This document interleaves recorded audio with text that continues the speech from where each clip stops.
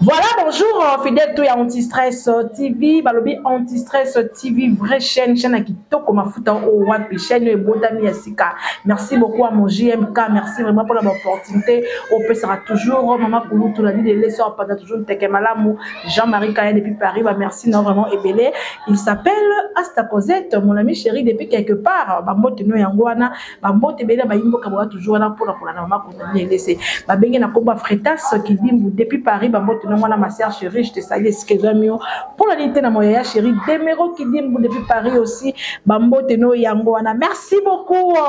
Ah, na komanyola na mulai pe na mozindo nango na yebino maya sika bolela ki to laisser miso zo sepela su tete ora poto mona ba petite wana ba loba bien wana en tout cas na yebino maya sika yebo ko se présenter za doike mo koyeba yeso ka zali nani Montréal de données faut na pato ba yimbo ka mona la jolie fille zali en tout cas vraiment la biso Rite bonjour. Bonjour. Il y a Rite qui toko Voilà, merci beaucoup. Elle s'appelle Rite Mayasika. Continue à Makasola, on va bani masolon ndenge zalaka. Bala basi blengi basi ba kolanda yo, o ba bilenga lokola bala posa koyeba. Lo lengi na bango c'est vraiment kozala. Est-ce que moi si posa la propre ben a fui à vrai chéri et c'est rien à se comporter ndenge manyola. Ndeti moi si ko awi kozala propre. Voilà, na nyonso hein? Oui. Moi si hein, il faut kozala propre. Voilà. Moi si soko ndeti lo mina tongo. Eloko liboso moi si singeli na ye akota na douche. Voilà. Dans la douche à sokoli niki nzoto na très bien aniki pe na se na biso basi na kibo moi na biso voilà oniki mo vraiment propre après aussi ça on ande oui ko bima ko solisa ba voilà et moi si azalaka na langage mon boye devant mon bad voilà o ko tata mbala na kanda mais quand moi ça on se sentir que bakanda nyonso wana c'est ça kanda nyonso wana aussi voilà ici OK moi ça na buka mbali mapela te o ata mbali na kiste voilà ezaka tendresse na ye na respect na ye moi ça la ke mo to mbali ndi ala linga mo sina ngamingi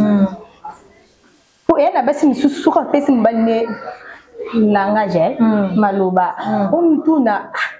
est-ce que vraiment a raisonné que timba na moka kati tuna ke mabale belé to mona pe ni bale bo ki mabasi na bango ndako bo préférer basa libanda kwali on tala respect o ngana o so libanda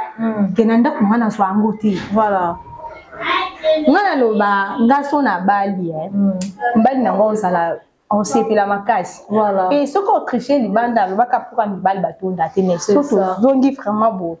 Oh, ma soumission au union sur mon bal le canon PC. C'est ça. Rester et embelli. Nous sommes il faut ezalaka. Voilà. Nous mon sous manda bana mon bali na attaque au service mon bali ne biloko na ndako na mesa asala lisuite comme ka ayo webi place ezalaka te kozo. Nous sommes na pesa kama bi. Voilà. Faut non peut tout changer. Exacte que to bosaki na makangu o la kisano bolingo wana la respect wana meto to kosi na ndako bo changer o sokola pona o sokola to muso sokola ti ba 12 heures ba pourquoi mais tandis que to mozaki pa na bino vous allez bongoti. Voilà. Merci, on va bien en tout cas tout ça dans ma pause mais na moi me ngi sauter biso ngi mama Rite. Parce que au bandaki d'abord le côté à propriété à moi aussi. Ba imba ka na biso ba be maele ba ko tala biso mo sa ko sa biso ko kima boyede. Olobi que moi c'est ngine ya ko so kwa ndoto na malamu et c'est ngine ko nika ndoto na kibo moi c'est biso malamu. Mais moto ko landa biso moto ayebite. Ko nika do ko zoli nyuka na sa ba ko nika kuna to c'est ngine ya ko ko so lo lengeni. Manya ba imba ko landa manyola. Et cause alinuka na sa compter. Voilà. Tant to lo ba ko nika ena ba film susu ko so ko la nika tant susu ko sa Azuka mai ok sur l'on avait dit première deuxième activité voilà moi si au kosokola nous on a vu so basi to lobite ke na linuka te tant ozui mai na yo o koti na mona douche voilà avant o banda konika nzoto na yo ozui mai na yo eza film sous batna baba nga tikota na liboko te nini j'étais faut que ça moins beaucoup no bandi ko ni kango vraiment bien pour ba ko benda ba salité nyonso na esa nini et bima moni au sens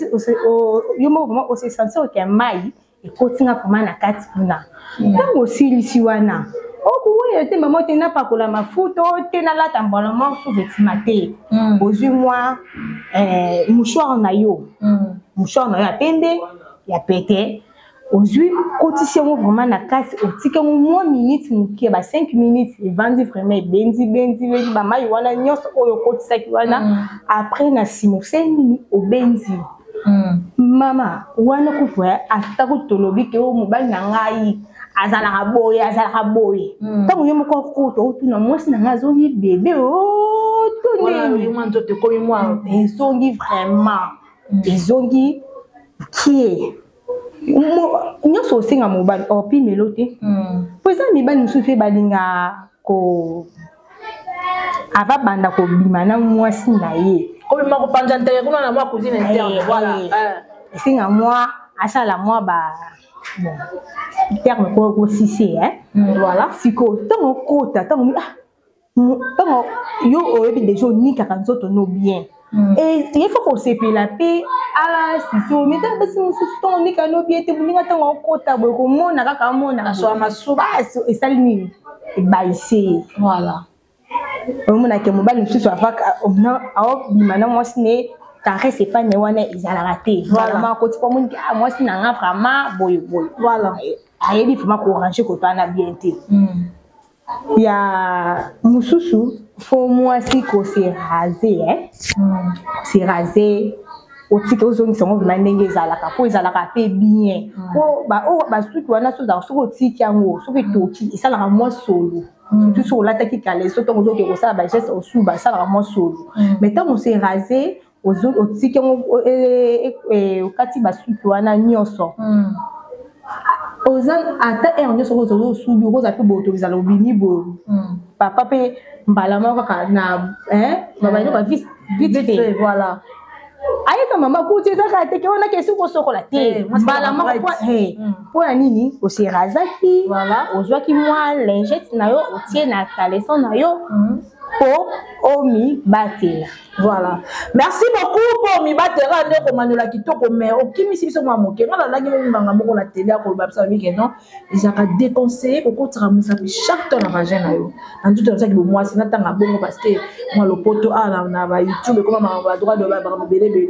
na moi tout temps ça bo moi c'est le bezaka mabe ko kotisa ça déconseillé ko kotira musapi ni surtout ko sokola ko si ça ka ba perte blanche on a surtout c'est pas bien parce que ba lobike ba perte blanche on a pe esunga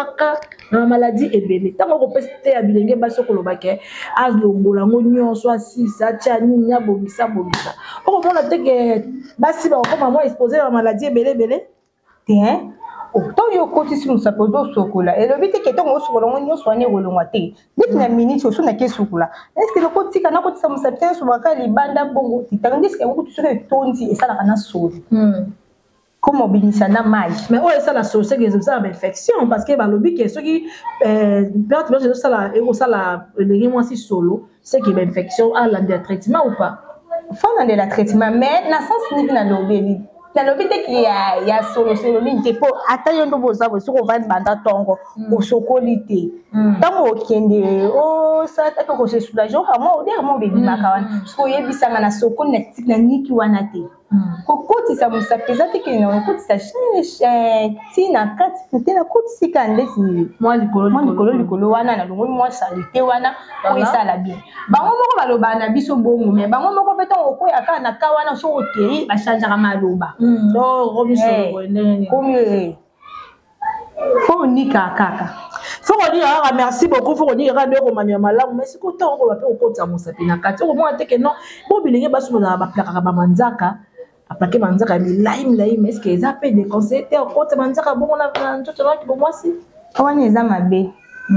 on est à risque pour que tant aux autres ça vous pose ozoka ils à risque de ba cancer à clitoris et moi ça t'a manzaka milai moi ça t'a manzaka bon ko ça t'a mususu mezi o bike so na bike na kotisi ça pinanga na sena ko zoka te voilà Voilà, merci beaucoup. La cause de gâter dans la l'aise en tout cas au Comagnola na qui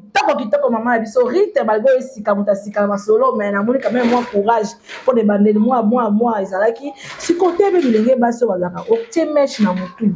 Mais tu peux 1 mois 2 mois solo mulunge que ezali ko nyoko la partenaire na ba solo wana sengene ko za deni moi si ko temesh na mutu et c'est en combien de temps moi si soit temesh na mutu pona asala ngo moi ba traiter c'est ka nini na nini mais kana ko Comagnola ndeti ngai